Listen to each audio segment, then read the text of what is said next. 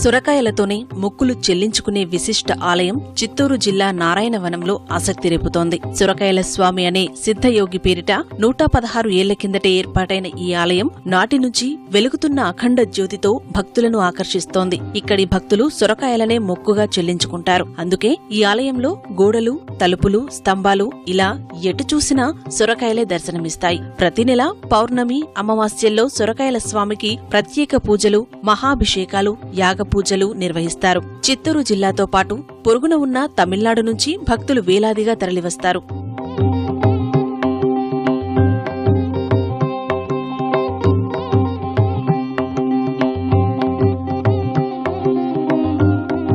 మా ఊర్లో కదలాడిన దేవుడు అవధూత రాఘవేంద్ర స్వామి, సాయిబాబా లాగా మన ప్రాంతానికి ఈయన దైవము. ఈ కోరిన కోరికలు తీర్చే దేవుడు, ప్రత్యక్షమైన దేవుడు కాబట్టి